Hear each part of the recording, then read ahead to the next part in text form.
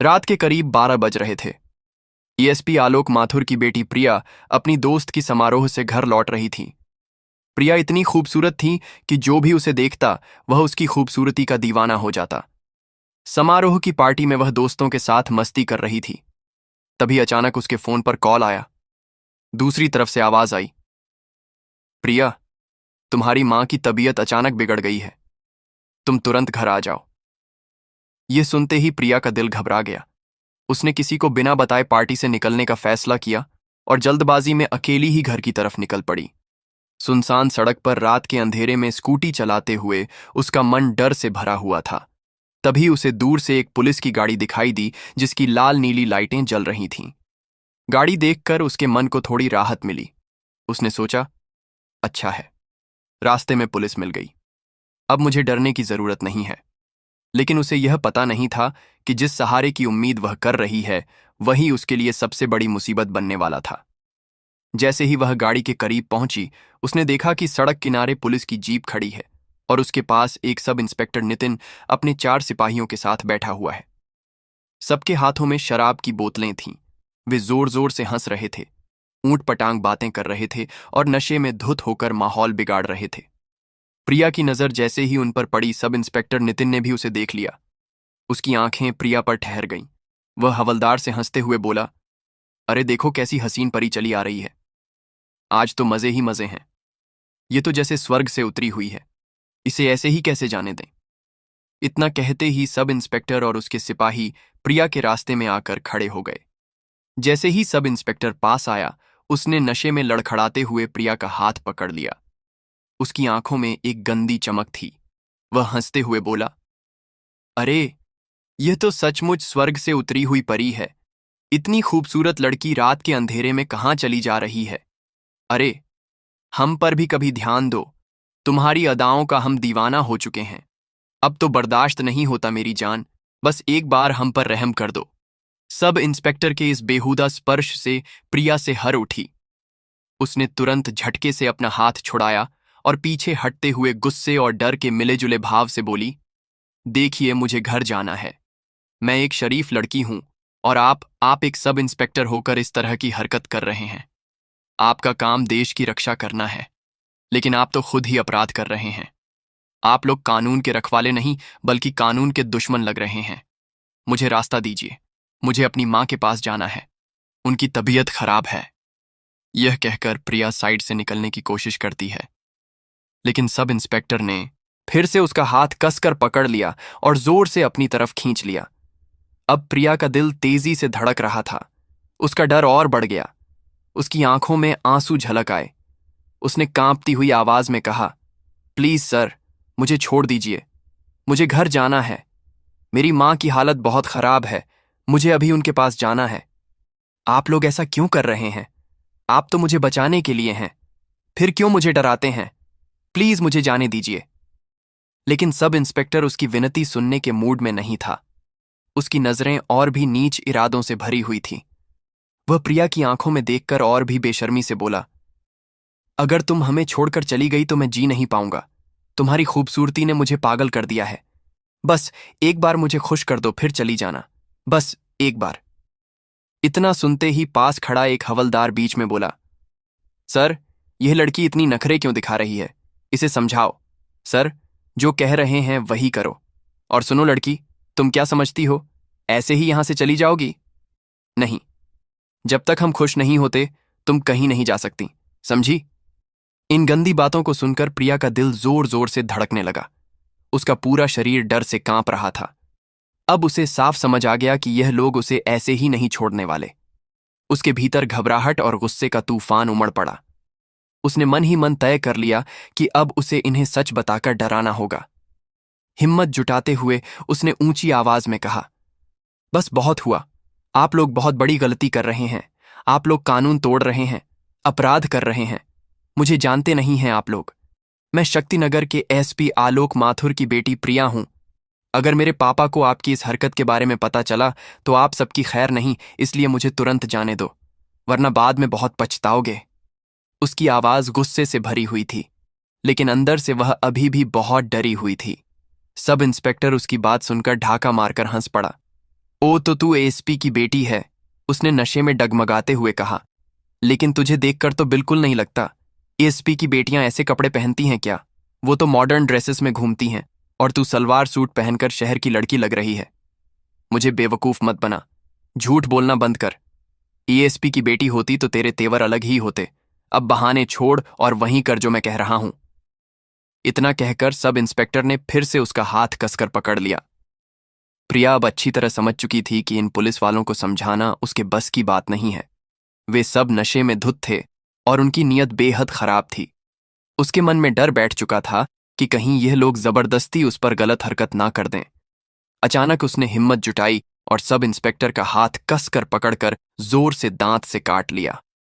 Sub inspector दर्द से चीख उठा और प्रिया ने मौका पाकर अपना हाथ छुड़ाया और पूरी ताकत से दौड़ पड़ी। सुनसान सड़क पर उसकी सांसें तेज तेज चल रही थीं। वह जान बचाकर भाग रही थी, मगर पीछे से सब इंस्पेक्टर गरजती आवाज में चिल्लाया, क्या देख रहे हो बे? पकड़ो उसे, भागने ना पाए। इतना सुनते ही सारे हवलदार लड़खड़ाते कदमों से उसके पीछे दौड़ पड़े। से एक जवान था जिसने दौड़ते दौड़ते प्रिया को पकड़ लिया और जबरदस्ती उसे खींचकर सब इंस्पेक्टर के सामने ला खड़ा किया। देखते ही जोरदार थप्पड़ जड़ दिया। प्रिया का चेहरा एक तरफ झुक गया, आंखों में आंसू भर आए। सब इंस्पेक्टर गरजते हुए बोला, तेरी इतनी हिम्मत, हमसे बचकर भागेगी तू? बहुत नखरे कर लिए तूने, अब तो तेरा बचना नामुमकिन है। मेरी बात मान ले, वरना आज जिंदा घर नहीं जा पाएगी, समझी? प्रिया की आंखों में अब डर साफ दिख रहा था। वह कांपते हुए बोली, देखो, आप लोग बहुत बड़ी गलती कर रहे हो। आपको लगता है मेरे पापा ईएसपी नहीं है तो थोड़ी देर रुक जाओ।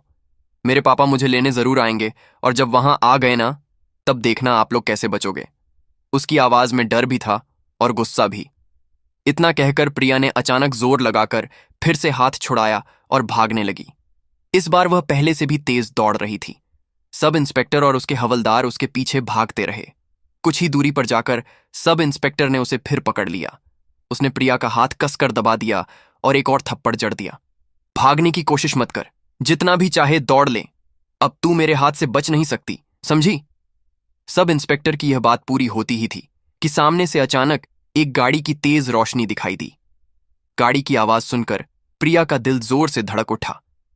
उसने, बचोगे? देख लेना, मेरे पापा आ गए हैं, अब तुम सबकी खैर नहीं।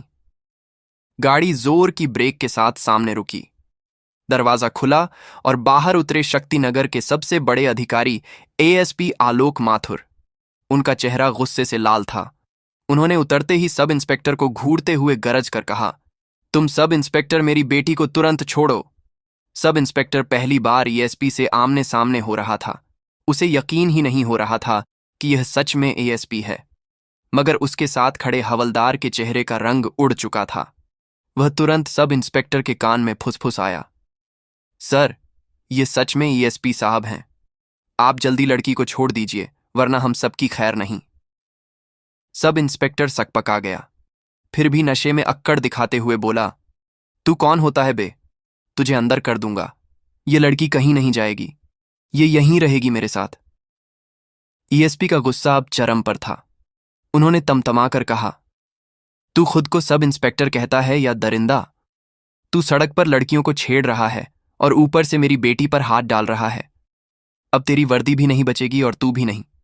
कल ही तेरी जगह जेल होगी और वहीं सड़ेगा तू। इतना सुनते ही सबका हाथ छोड़ दिया और एएसपी के सामने हाथ जोड़कर गिड़गिड़ाने लगा, सर, मुझे माफ कर दीजिए। मुझे नहीं पता था कि यह आपकी बेटी है। मैंने सोचा ये कोई आम लड़की है, शहर की होगी। मैंने कोई गलत काम नहीं किया सर, मैं बस मजाक कर रहा था। प्रिया बीच में रोते हुए गुस्से से बोली, नहीं पापा, ये झूठ बोल रहा है। ये सब इंस्पेक्टर बहुत घिरा हुआ इंसान है।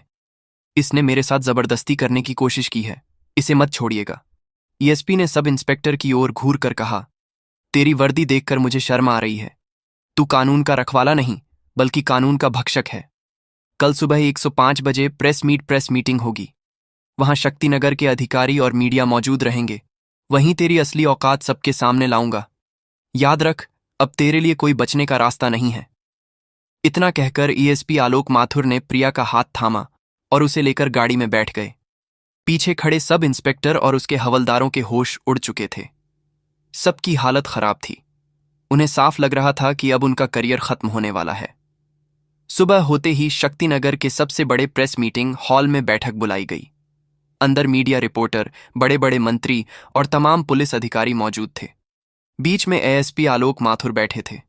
उनके दाईं ओर उनकी बेटी प्रिया बैठी थी और बाईं ओर नगर की तेज तर्रार आईपीएस अफसर पूजा सिंह मौजूद थी। माहौल पूरी तरह सन्नाटे में डूबा था। सबको इंतजार था कि अब एएसपी क्या फैसला सुनाएंगे। हॉल में सन्नाटा था। सबको इंतजार था कि आखिर एएसपी क्या कहेंगे। एएसपी ने माइक उठाया और गंभीर आवाज में बोले, आज मैं सिर्फ एएसपी के तौर पर नहीं, बल्कि एक पिता और गवाह के तौर पर भी यहां बैठा हूं। कल रात मेरी बेटी प्रिया के साथ जो हुआ, वह सिर्फ मेरी बेटी के साथ अन्याय नहीं, बल्कि पूरे समाज के लिए एक शर्मनाक घटना है। पुलिस का काम जनता की रक्षा करना है, लेकिन जब वही लोग अपराध करने लगे तो यह पूरे विभाग पर धब्बा है। इसीलिए मैं आज सबूतों के साथ यह केस आपके सामने रख रहा हूं। उन्होंने सबूत पेश किए। मेडिकल रिपोर्ट जिसमें प्रिया के चेहरे और हाथ पर चोट दर्ज थी। मोबाइल वीडियो जिसमें सब इंस्पेक्टर और हवलदार प्रिया को पकड़ते और धक्का देते साफ दिख रहे थे। इसके बाद ईएसपी ने कहा, मैं खुद गवाह हूं। मैंने मौके पर जाकर अपनी बेटी को छुड़ाया और सब इंस्पेक्टर को हाथ पकड़ा। यह अपराध साफ साफ साबित है। इतना कहकर ईएसपी ने प्रिया की तरफ देखा और कहा, प्रिया खुद अपनी बात आप सबको बताएगी। प्रिया ने माइक संभाला। वह थोड़ी घबराई हुई थी, लेकिन हिम्मत दिखाते हुए बोली, मैं कल रात घर जा रही थी। तभी सब इंस्पेक्टर और उसके साथियों ने मेरा रास्ता रोका। पहले उन्होंने बदतमीजी की, फिर मुझे जबरदस्ती पकड़ने लगे। मैंने बार बार कहा कि मुझे घर जाना है, मेरी मां बीमार है, लेकिन वह लोग नहीं माने। मुझे थप्पड़ मारा, खींचा और धमकाया कि अगर मैं उनकी बात नहीं मानूंगी तो मुझे जिंदा घर वापस नहीं जाने देंगे। मैं बहुत डर गई थी। जब मैंने बताया कि मैं ईएसपी की बेटी हूं, तो भी वह लोग मजाक उड़ाते रहे। अगर पापा समय पर नहीं पहुंचते तो पता नहीं आज मैं यहां आपके सामने बैठ भी पाती या नहीं।